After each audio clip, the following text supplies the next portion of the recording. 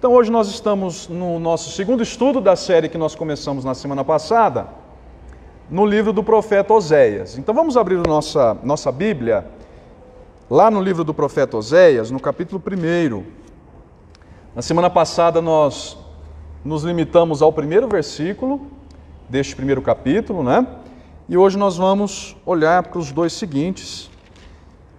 Vamos lá abrir então no livro do profeta Oséias, no capítulo 1. E eu quero ler junto com os irmãos, vamos ler todos juntos os versos 2 e 3. Oséias, capítulo 1, versos 2 e 3. Oséias fica antes ou depois de Jeremias, Miriam? Quem sabe responder? Antes ou depois de Jeremias?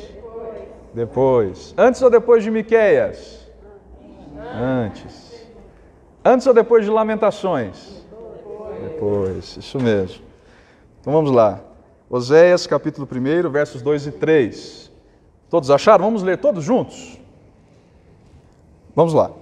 Quando pela primeira vez falou o Senhor por intermédio de Oséias, então o Senhor lhe disse: vai, toma uma mulher de prostituições e terás filhos de prostituição, porque a terra se prostituiu, desviando-se do Senhor.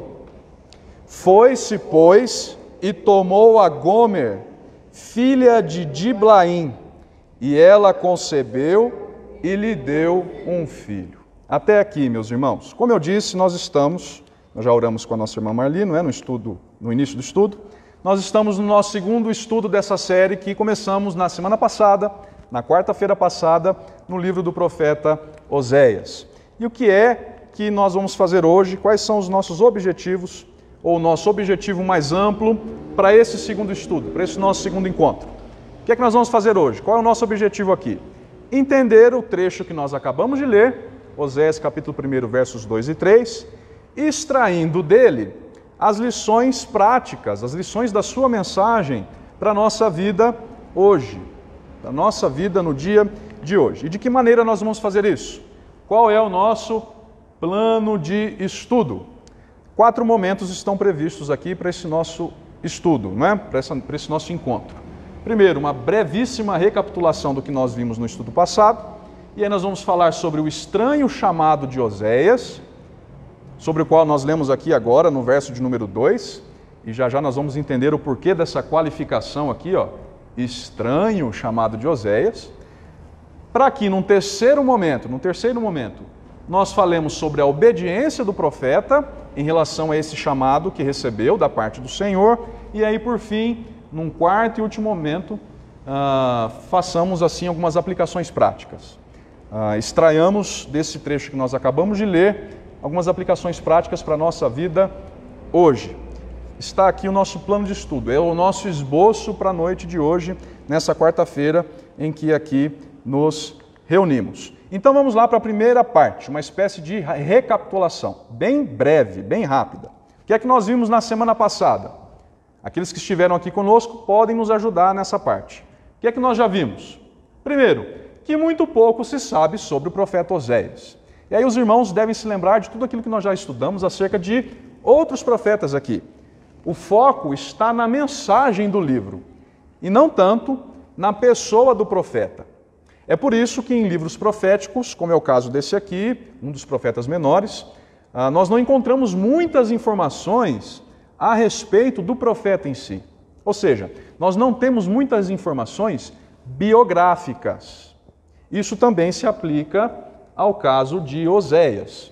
De acordo com o primeiro versículo que nós estudamos na semana passada, nós temos pouquíssimas informações. Por quê? Porque o foco, meus irmãos, está no conteúdo da mensagem e não no mensageiro. É claro que há informações que são importantes quando nós as temos em relação ao mensageiro. Hoje, inclusive, nós vamos passar por algumas delas, mas o foco maior está na mensagem. Pois bem, outra coisa que vimos na semana passada, que vamos recapitular brevemente. Oséias foi um profeta tanto para Judá, reino do sul, quanto para Israel, reino do norte. Eu disse aos irmãos, inclusive, nós aqui conversamos, que essa é uma particularidade de Oséias. É um diferencial em relação à maioria dos outros profetas, que foram, por sua vez, ou profetas no reino do sul, no reino de Judá, ou profetas no reino do norte, no reino de Israel.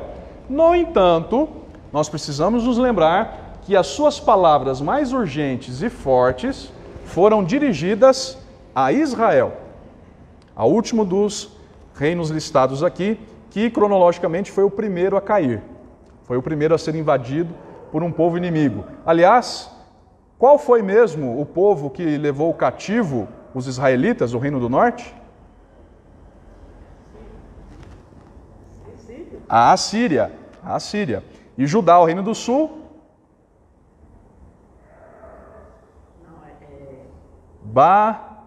Babilônia, exatamente. Cronologicamente, Israel caiu primeiro. E nós sabemos o porquê, e Oséias vai nos ajudar a entender o porquê também. Porque foi...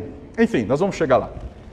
Então, foi profeta tanto para Judá quanto para Israel, muito embora suas palavras mais fortes e mais urgentes tenham se dirigido a Israel. Mas há mensagens para Judá também, nós vamos estudar algumas delas, né? Vamos passar por elas, melhor dizendo. Terceira informação, aqui nessa nossa breve recapitulação. Ele profetizou num período de grandes realizações políticas. Os irmãos se lembram disso? Aqueles que estiveram conosco aqui na semana passada, se lembram disso? Oséias foi um profeta do 8º século antes de Cristo. Um período de grandes realizações políticas e econômicas em ambos os reinos. Tanto no reino do norte, em Israel, cujos reis, nos dias de Oséias, foram listados no primeiro versículo. Os irmãos se lembram disso?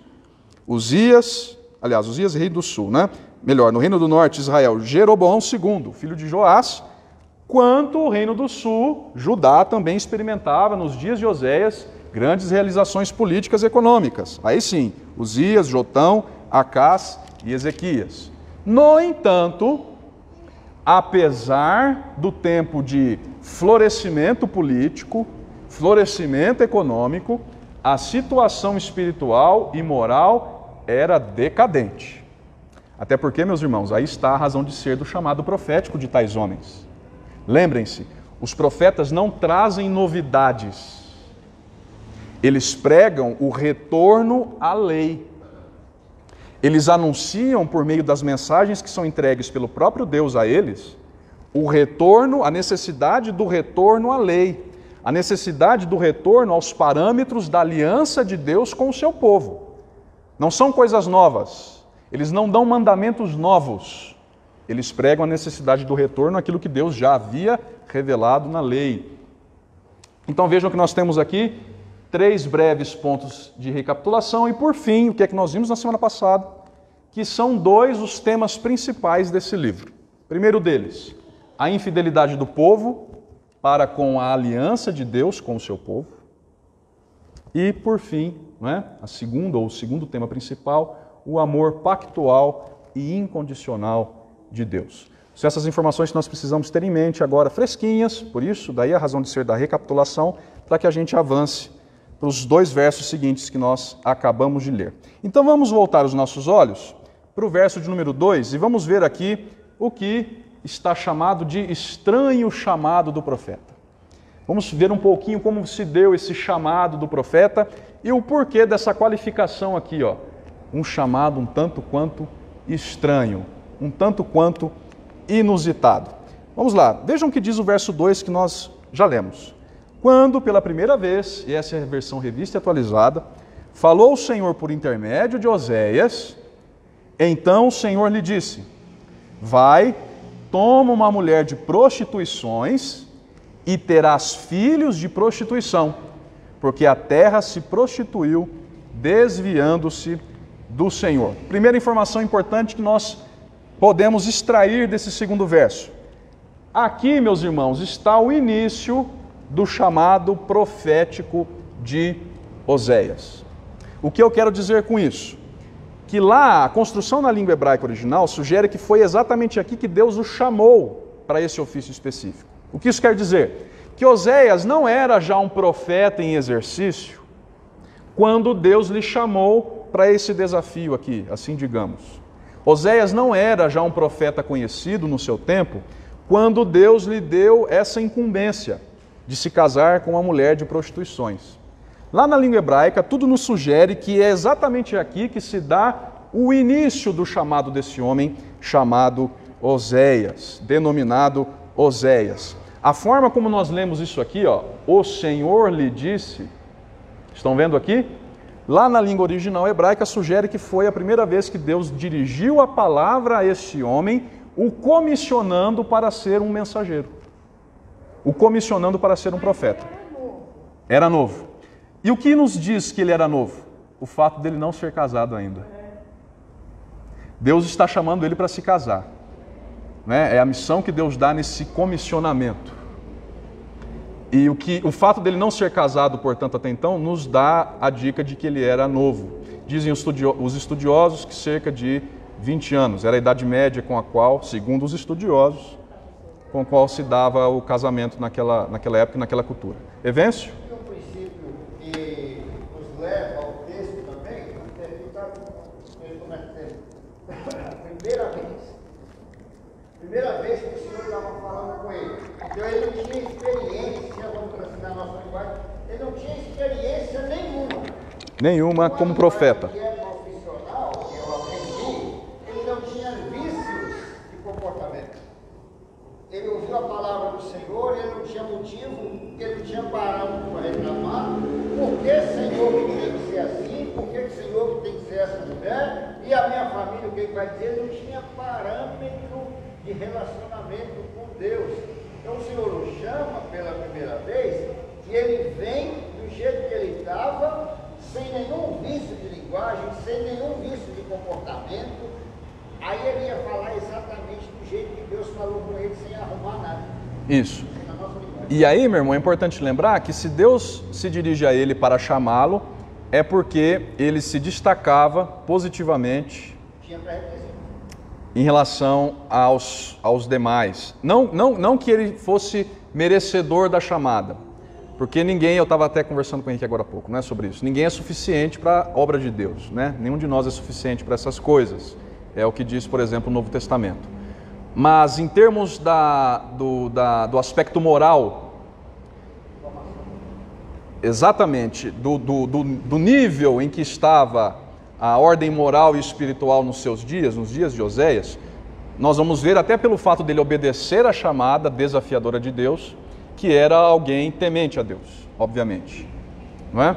Então vejam, é aqui que se dá o início da sua chamada. A ordem para que ele se case com uma mulher de prostituições é a declaração que dá início ao seu chamado profético. É aqui que se dá o início da chamada profética de Oséias. Então vejam, o seu chamado para ser um profeta não veio depois dele se casar com uma mulher de prostituições. Como se Deus tivesse tido... deixa eu usar essa linguagem aqui, né? Como se Deus tivesse tido pena dele pelo fato dele se ver envolvido nessa relação torta com uma mulher de prostituições, como diz o texto aqui. Deus o chamou para ser um profeta, né? Como se depois dele ter se envolvido com essa mulher, ele refletiu e disse, bom, fiz coisa errada, o melhor é que eu me dedique à obra de Deus, que eu seja um profeta do Senhor.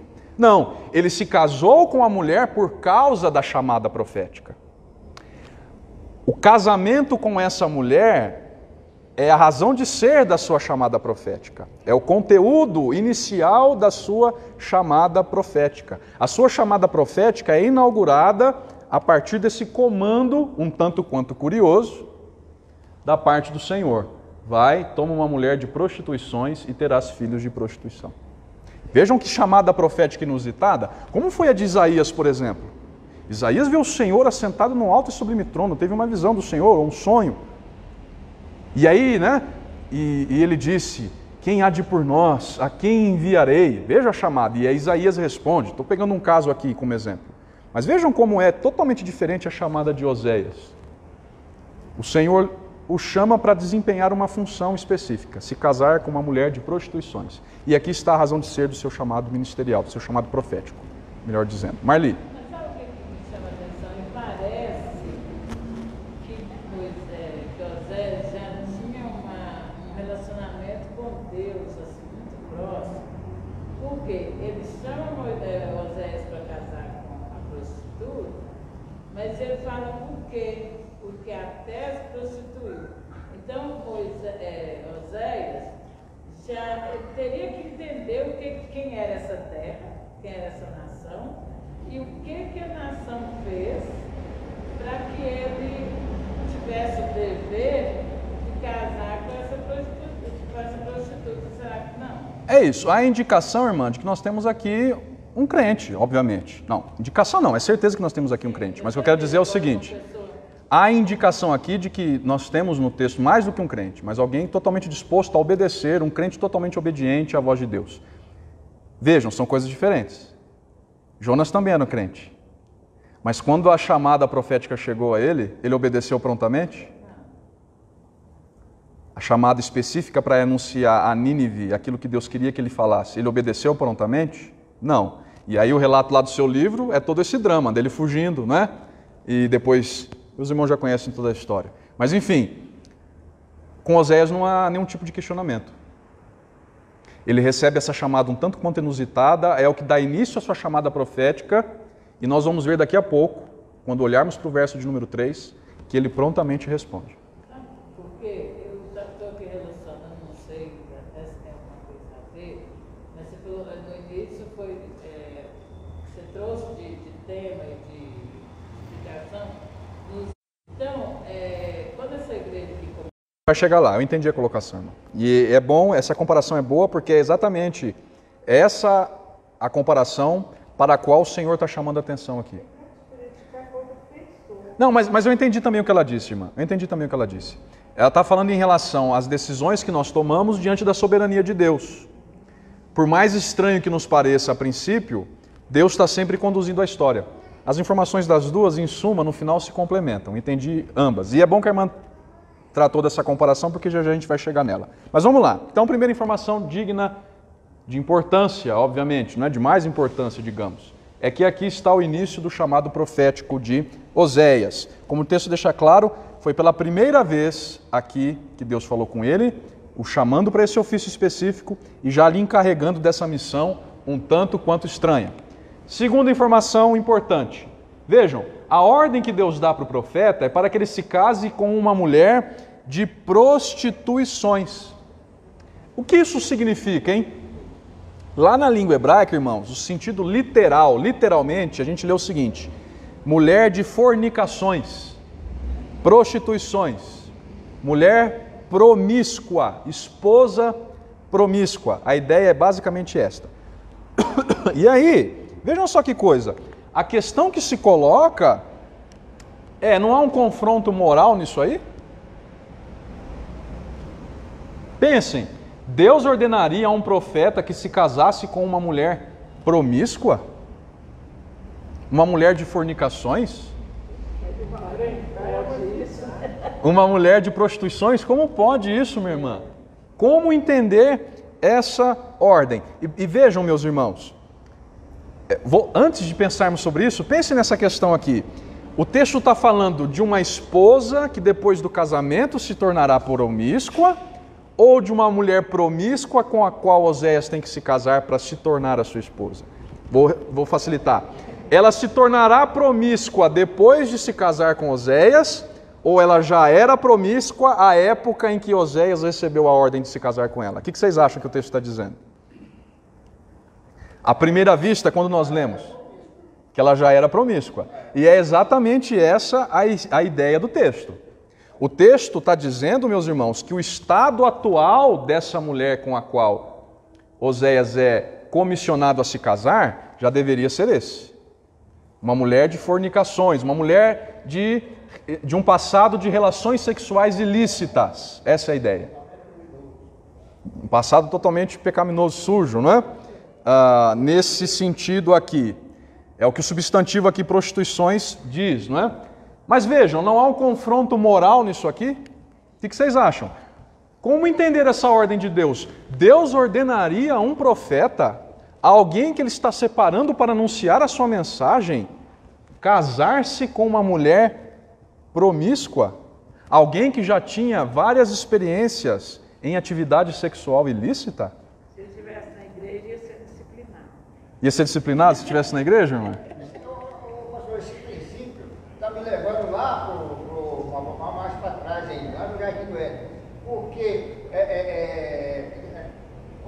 você, povo de casa aí, ó, não pode perder não, porque se perder não vai aprender esse estudo, não pode perder a sequência. Porque Deus vai falar que é ele, que o povo se tornou essa mulher e que Deus amou esse povo lá atrás. Nós vamos chegar nesse Vamos chegar. Mas essa é a ideia. Mas hoje é isso. É isso. Né? Então não dá para explicar, porque a partir do momento que nós conseguimos explicar. Mas há algumas indicações, meu irmão. Há umas indicações. Sabe por quê, meus irmãos? Como é que a gente tem que saber se algo era moral ou não diante de Deus? A quem a gente tem que recorrer para saber se algo era moralmente ilícito ou ilícito aos olhos do Senhor? A lei. E o que a lei dizia? Vamos ver o que a lei de Moisés dizia sobre isso? Marque aqui Oséias e abra lá em Levítico, capítulo 27. Nós vamos ler lá os versos, capítulo 21. Nós vamos lá para ler os versos 7 e 14. Levítico, capítulo de número 21, versos 7 e 14. Levítico 21, versos 7 e depois o 14. Primeira coisa, o que é que está escrito em negrito aí em cima do capítulo 21? Se você tem a revista atualizada. Leis para os sacerdotes. Então, em um determinado momento em que Deus prescreve algumas leis, principalmente cerimoniais, aos sacerdotes, nós estamos aqui diante desse relato, não é? Vejam que em algum desse momento, o que é que nós lemos? Vejam o verso 7. Alguém, por favor, lê em alto e bom som o verso 7. Não tomarão mulher prostituta ou desonrada, nem tomarão mulher repudiada de seu marido, pois o sacerdote é santo a seu Deus. Então vejam, olha o comando aqui, a ordem aos sacerdotes: não tomar mulher prostituta ou desonrada, nem mulher repudiada de seu marido, né? Depois do divórcio, essa é a ideia, pois o sacerdote é santo a Deus. Agora vejam o verso 14. Alguém leia, por favor. Viúva ou repudiada ou desonrada ou prostituta, estas não tomará, mas virgem do seu povo tomará por mulher. Então, qual é a conclusão a que nós chegamos aqui? Que a ordem de Deus a Oséias foi imoral? O que vocês acham? Quero desafiá-los a pensar. Quebrou a lei? Porque Deus deu essa ordem em Levítico e agora? Ele está dizendo a Oséias o contrário?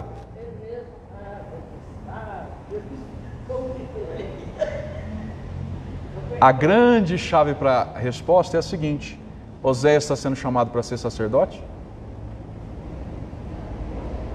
Ele era da descendência de Arão? Ele era um levita? Ou ele está sendo chamado para ser um profeta? Me respondam. Profeta. E essa lei específica se aplicava para quem? Para os profetas? Para os sacerdotes. Então vejam, meus irmãos, que para entender aqui o padrão de moralidade divino, a gente abriu aqui em Levítico.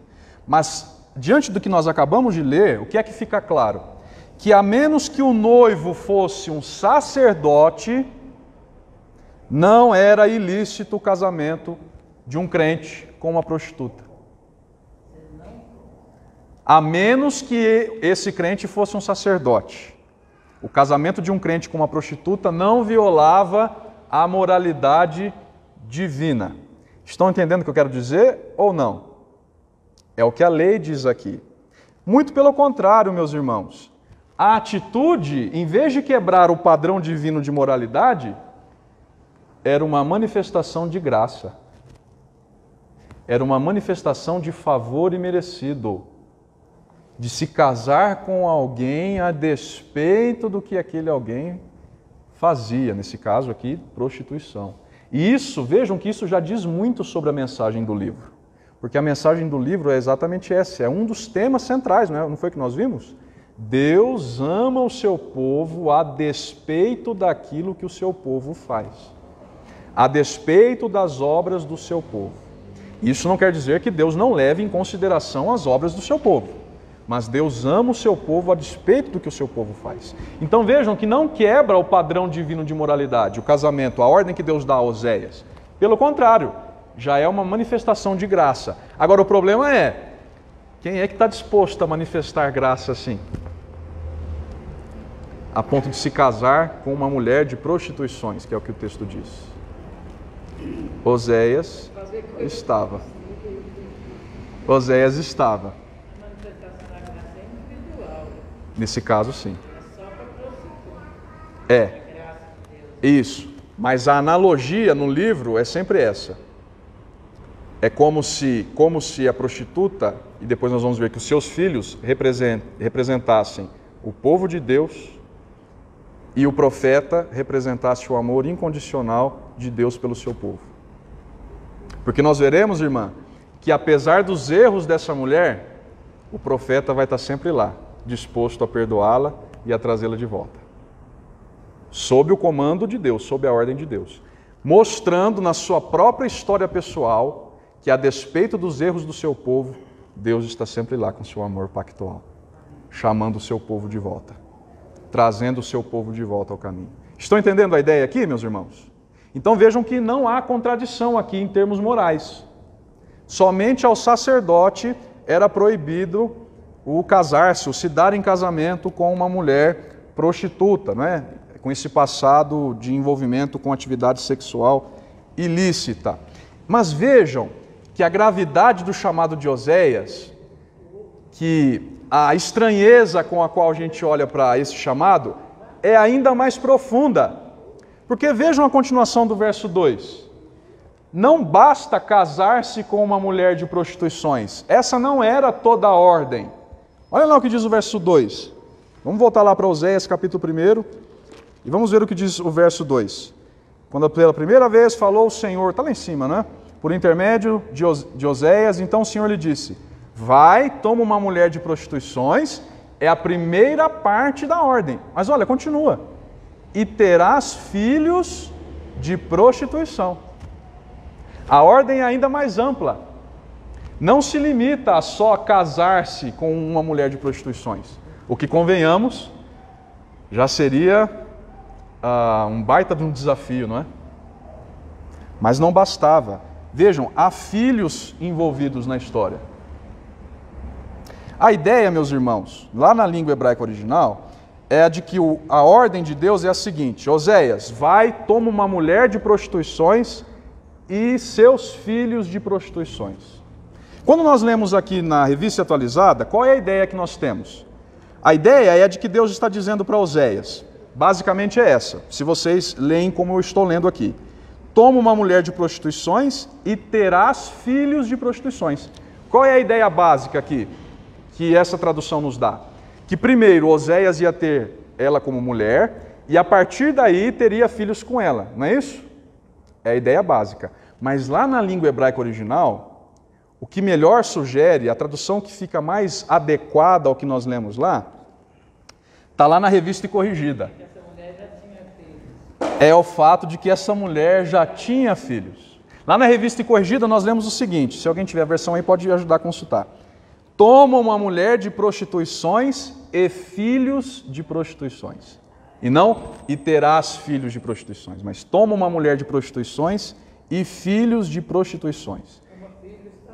E dizem os estudiosos, minha irmã, que esse é o sentido primário aqui, que é a ideia mais adequada para a gente entender esse comando de Deus. Ou seja, irmãos, o Senhor ordenou a Oséias que ele se casasse com uma mulher de passado sujo em termos de relações sexuais ilícitas, né, de má reputação, mas não só isso, mas que também adotasse os filhos que nasceram como fruto desse passado de atividade sexual ilícita.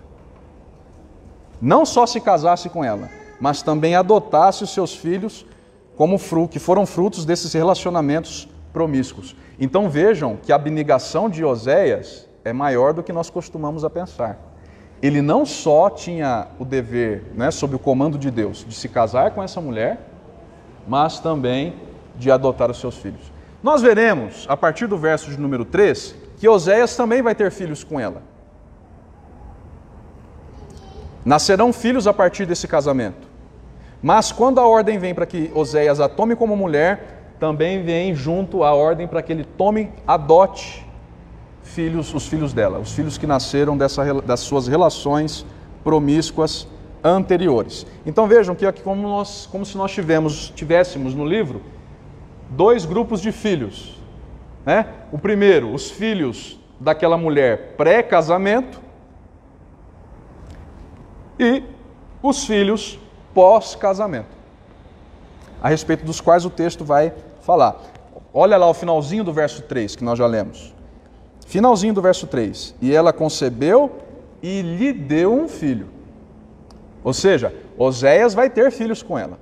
E aqui não há dúvidas. Ela deu a Oséias. O filho era legítimo, era filho de Oséias. Ela vai ter filhos legítimos com Oséias.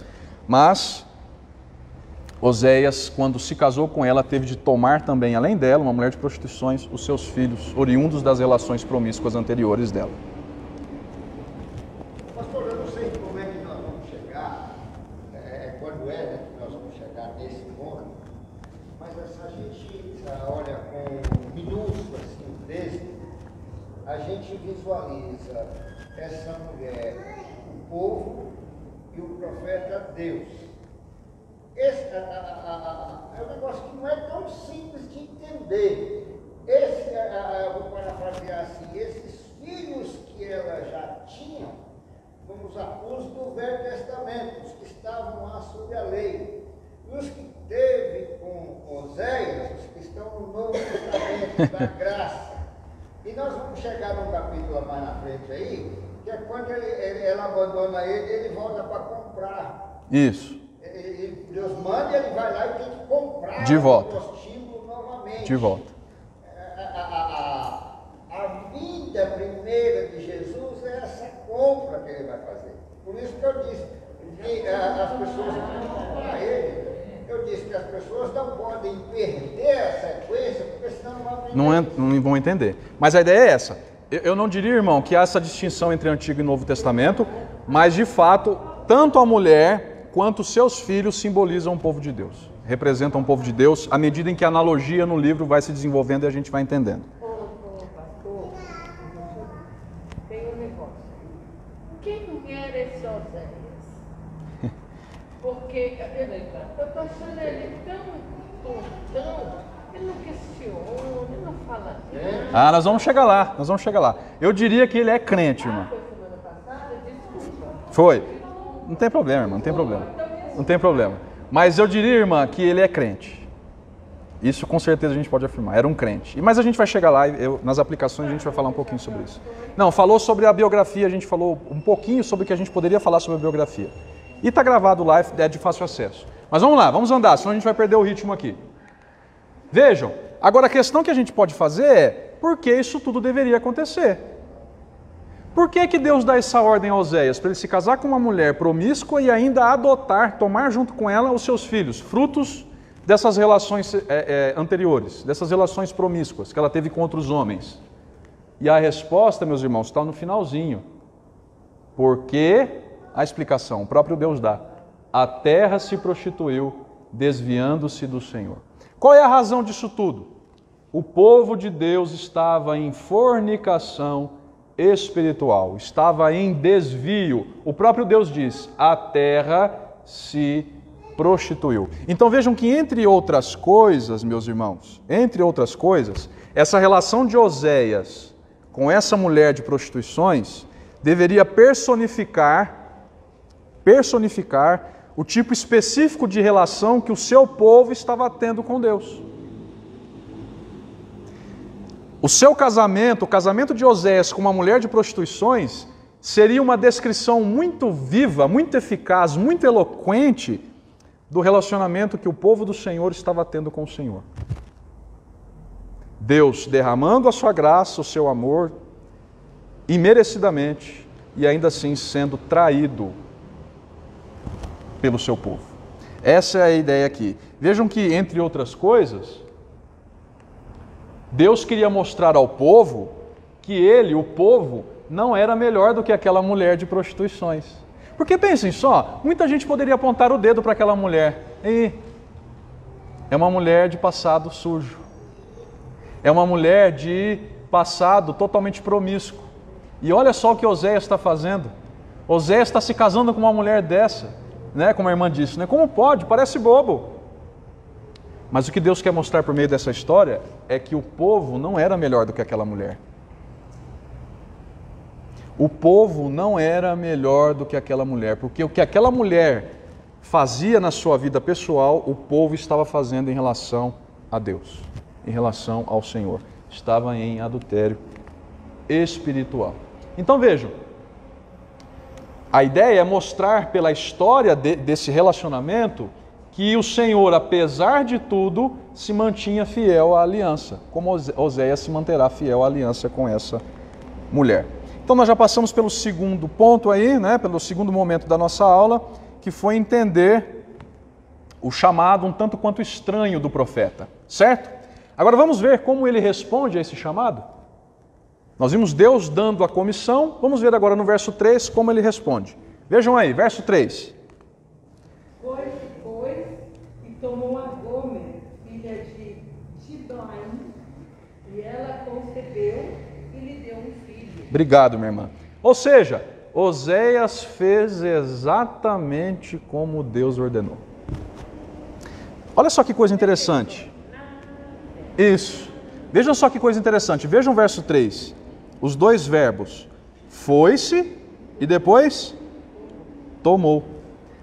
Sabe o que isso indica, meus irmãos? Essa sequência, lá no hebraico, que ele foi prontamente atender à voz de Deus.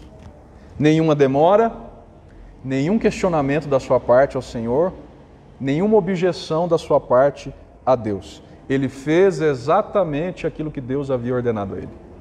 Ele obedeceu exatamente a comissão tanto quanto estranha.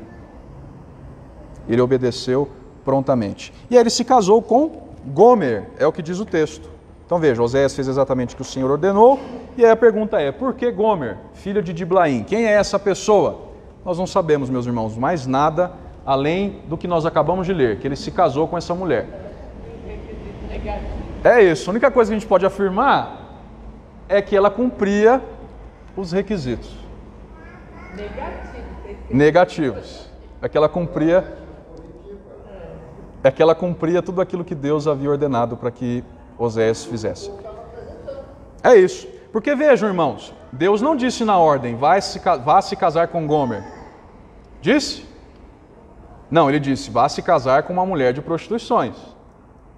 Não especificou quem era. Então vejam que para obedecer à voz de Deus, Oséias teve que procurar uma pessoa que se encaixasse nessas qualificações.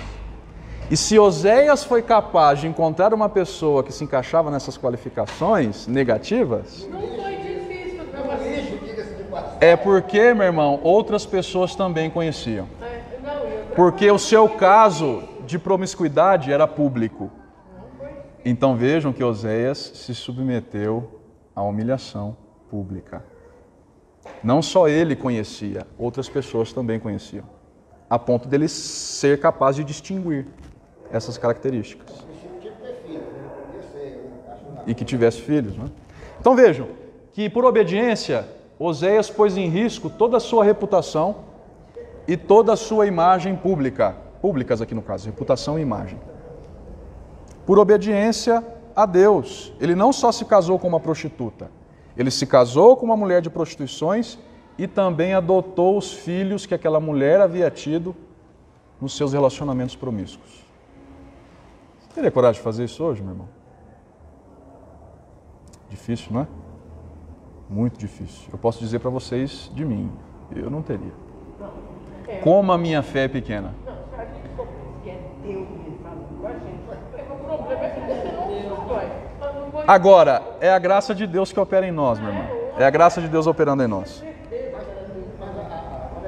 O propósito de Deus, você está sintonizado com ele, porque tanto o Oséias, igual o pastor já disse, tanto o Oséias sabia, nós também sabíamos. Exatamente, exatamente. Exatamente. E ele obedeceu. E vejam só, a sua obediência o levou a se identificar diretamente com o Senhor. Ó, a sua obediência levou Oséias a se identificar diretamente com o Senhor. O que eu quero dizer com isso, irmãos? Oséias passou a entender a partir disso, com mais profundidade, atenção, Oséias começou a entender a partir disso, com mais profundidade, o amor de Deus. Porque ele foi obrigado, ele se colocou numa relação em que deveria amar alguém que responderia ao seu amor com adultério, com traição. Vejam, ele se identifica com o Senhor. E a partir disso, é inevitável, irmãos, ele passa a entender com mais profundidade o amor de Deus. Mas também passa a entender com mais profundidade a profunda ira de Deus em relação ao pecado. Ele se identifica com Deus. Ele experimenta a dor de criar filhos que não são seus.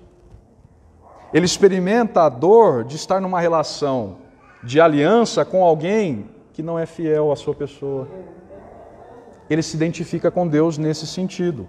Portanto, ele obedece a Deus, mas com isso põe em risco a sua reputação, a sua imagem, e com isso passa a se identificar mais diretamente com o próprio Senhor. E aí, para a gente encerrar, meus irmãos, que nós já estamos no horário. Como isso se aplica? Quais são as aplicações práticas para a nossa vida hoje? De que maneira a gente pode aplicar isso tudo aqui para a nossa vida hoje? Primeiro, irmãos, pensem nisso. A vontade de Deus para nós nem sempre é aquilo que planejamos. Seja para nós, seja para os nossos. Será que os pais de Oséias planejaram para ele se casar com uma mulher de prostituições? O que vocês acham, hein? Será que esse menino aqui, agora já um homem, né, foi criado pensando nessa finalidade? Olha, a vontade de Deus para você, se prepare, Oséias. Eu quero te preparar para isso, desde pequenininho. Quando você tiver a sua idade suficiente para se casar, você vai se casar com uma mulher de prostituições. Era isso? Será que o próprio Oséias pensava em fazer consigo mesmo, com a sua vida, no curso da sua história? Era isso que ele planejava para si? Certamente, meus irmãos, sejamos francos. Não. Mas, meus irmãos, a vontade de Deus para nós nem sempre é aquilo que nós planejamos para nós. Porque, vamos ser sinceros, muitas vezes os nossos planos são egoístas. Muitas vezes os nossos planos visam o nosso bem-estar, o nosso sucesso futuro. E aí, quando Deus manifesta a sua vontade para nós, é difícil encarar. É difícil aceitar com naturalidade.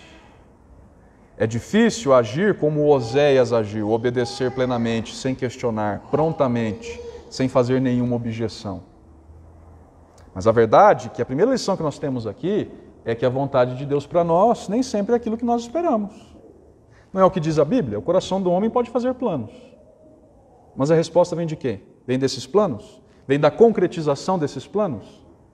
Vem de Deus. Eu estava dizendo aqui, estou aproveitando a nossa conversa anteriormente, só para falar do que eu falei, né? Eu estava dizendo ao Henrique que eu jamais imaginava vir para o seminário, por exemplo. Jamais imaginava ser um pastor, por exemplo. Jamais. Dizia ao meu tutor que não tinha nenhum tipo de paciência para isso, vocação para isso, que não me via fazendo isso. Não gosto de dar história pessoal. Só estou falando do meu caso para dizer que, de fato, irmãos, a vontade que Deus tem para nós nem sempre é aquilo que nós imaginamos para nós. E certamente foi o caso de Oséias. Isso também nos faz pensar no quanto nós hoje estamos nessa lógica, né, de fazer planos e expectativas para o nosso futuro só visando o nosso lado. Quem aqui, sendo bem sincero, planeja para um filho o caminho de um missionário, por exemplo?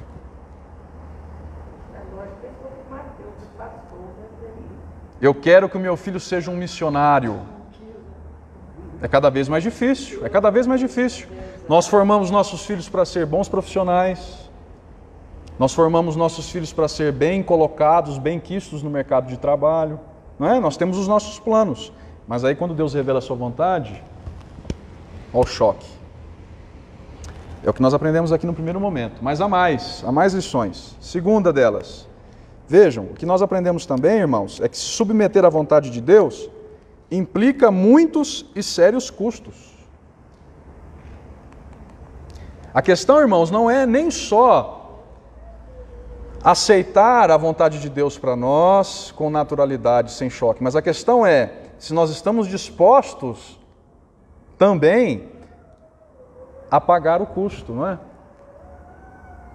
Porque a chamada de Deus implica custos muito altos, não é? Muito sérios. O que é que Jesus disse lá nos seus dias?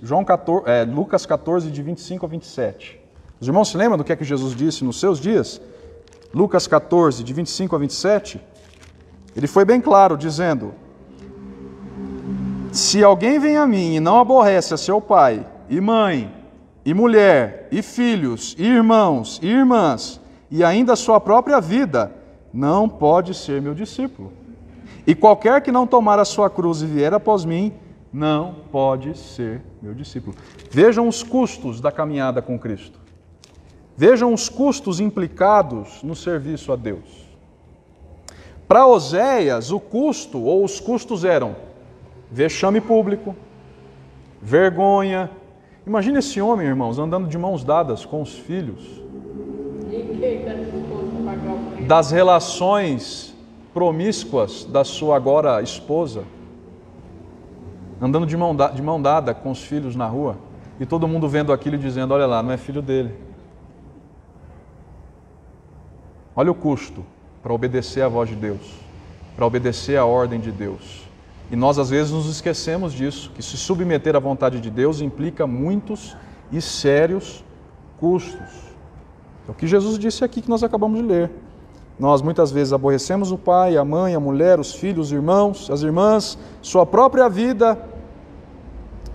Quem não faz isso não pode ser o seu discípulo. E às vezes nós achamos que a vida com Deus é mil maravilhas, não é? Mas vejam só que coisa. A grande vantagem é que tudo isso vale a pena. Tudo isso vale a pena. Mas até chegar o dia em que nós receberemos a coroa da glória, são custos, irmãos. É renúncia. Terceira aplicação. Vejam, isso também nos ensina que o pecado não é um mero deslize, mas uma afronta tão séria e devastadora quanto o adultério. Sabe aquela ideia assim? Ah, eu pequei, mas todo mundo peca, né? Quem não peca? Todos somos pecadores. E a gente pensa, é um mero deslize. Mas vejam, o que nós vemos aqui, a partir da comparação, da analogia da vida do profeta e do seu relacionamento, é que aos olhos de Deus, o pecado é uma afronta tão séria e tão devastadora quanto é um adultério. Porque é dessa analogia que Deus usa para ensinar aquele povo. E é aquilo que Jesus também disse: ninguém pode servir a dois senhores. A não ser que a nossa devoção seja totalmente dedicada ao Senhor, o nosso coração seja totalmente dedicado a Deus, nós estamos em desobediência. Nós estamos em fornicação espiritual com os falsos deuses de hoje, não é? Nós voltamos a falar, nós falamos sobre isso na semana passada, né? O pecado aqui, meus irmãos, era o abandono da lealdade a Deus. E Deus via isso como uma prostituição. Os pecados são tão sérios quanto o adultério é sério. E vejam por fim, para a gente encerrar. Outra aplicação para nós, para a nossa vida hoje. Como Oséias no seu chamado, nós somos todos desafiados a nos identificar com a visão de Deus. Com a visão de Deus sobre as coisas. O que é que eu quero dizer com isso, meus irmãos? Que quando Oséias obedeceu à voz de Deus, à ordem de Deus, ele se identificou com o Senhor. Não foi isso que nós falamos lá? Ele passou a entender com mais afinco o amor de Deus, passou a entender com mais afinco aquilo que Deus detesta, que é o pecado do seu povo, a prostituição espiritual do seu povo. Isso nos ensina, meus irmãos, que nós também devemos nos identificar com a visão de Deus sobre as coisas. Ou seja, que nós devemos amar aquilo que Deus ama e que nós devemos detestar aquilo que Deus detesta. Que nós temos que amar as pessoas como Deus ama as pessoas, e Oséias foi chamado a fazer isso, a amar a sua esposa de prostituições como ele amava o seu povo, ou seja, incondicionalmente, e que nós também temos que detestar o pecado como Deus detesta o pecado. a ponto de levantar o profeta para denunciar o pecado do seu povo. A maior dificuldade do ser humano de exercer esse papel de Oséias é que traz Deus para o nível da gente. Eu não gosto disso, Deus não gosta também. A gente traz Deus para o nível da gente e compara a ação de Deus com a que nós teríamos. Isso traz uma dificuldade danada, porque Deus está muito distante para isso em relação a nós, porque a gente odeia a gente ofende, a gente pega o problema, aí não vou com a cara do fulano, Deus também não vai. Eu não gosto disso, Deus também não gosta, porque a gente traz Deus. Às vezes a gente tenta enquadrar Deus nos nossos gostos, na nossa visão de mundo. Às vezes a gente procura até texto bíblico para fundamentar a nossa visão de mundo. Às vezes a gente busca justificativa bíblica para fundamentar o modo como nós enxergamos o mundo e a realidade. Quando, na verdade, nós é que precisamos nos adequar à visão de Deus sobre a realidade e sobre as coisas. E aí, para completar o meu raciocínio, a gente tem por mania dizer, Deus não aceita isso. Principalmente quando chega aqui, a Ivanetice que você está fazendo, Deus não aceita. Mas Deus não aceita a partir do meu conceito. E a pastora aplicou muito bem, o Oséias se identificou com o propósito de Deus. Nós temos o erro de trazer Deus a identificar com o nosso propósito. Isso. Então, quando eu aprendi isso em termos práticos, nunca mais falei que ninguém está errado, no que diz respeito à obra de Deus. Porque eu não tenho autoridade para dizer se um cântico, o irmão está cantando esse cântico, Deus não aceita. Não. Esse processo, não, Deus não aceita. Por quê? Desde que não tenha um parâmetro bíblico para ser, o alicerce disso, isso está dentro da Bíblia. Então isso daqui não tem questionamento. Eu ia chegar aí. Isso não está dentro da Bíblia, irmão, então você se resolva lá com Deus. Mas a gente traz Deus para o nível da gente e acha que aquilo que a gente não gosta, aquilo que a gente não aceita, o padrão que nós estabelecemos está dentro desse quadrado. Sim. Está dentro desse quadrado aqui, tá, então é isso que Deus aceita. O que está fora disso, Isso. Aceita. Porque a questão é essa, irmão, a questão é essa. Não somos nós quem estabelecemos o padrão. O padrão não é definido por nós, muito embora o padrão exista. O padrão é a palavra de Deus. O padrão é a Bíblia. Nós nos guiamos pela Bíblia. Não é errado porque eu acho que é errado. Se algo é errado e eu estou vendo que é errado e que meu irmão está fazendo errado, eu vou mostrar ao meu irmão com todo amor, paciência e sabendo que eu poderia estar no seu lugar, que pela Bíblia é errado. O padrão é a Bíblia. O padrão é o Senhor. Então vejam, Oséias entendeu isso, a ponto de se identificar com a visão de Deus sobre as coisas. E qual é a visão de Deus sobre a realidade e sobre as coisas? Aquela que a Bíblia nos revela, aquela que a sua palavra nos diz que é, não é? Aquela que a Bíblia nos diz pela lei do Senhor, pela palavra do Senhor, o que é certo e o que não é certo. Essa é basicamente a ideia. Mas vejam, irmãos, portanto, que nós pensamos aqui em 4 aplicações. Vejam como são ricos esses versos. 2 versos que nós lemos, hein? 2 versos. E hoje a Bárbara me dizia que se a gente for nesse ritmo, a gente vai acabar em 2027. Porque são 14 capítulos. Mas nós não vamos nesse ritmo. A partir de agora, as perícopes ficam um pouco maiores, né? Essas unidades textuais, com início, meio e fim, ficam um pouco maiores. É que essas iniciais são bem curtinhas mesmo. Ok, irmãos? Então vamos pensar nisso e meditar sobre isso também durante a semana. Em tudo isso que a gente aprendeu hoje. Que Deus nos abençoe.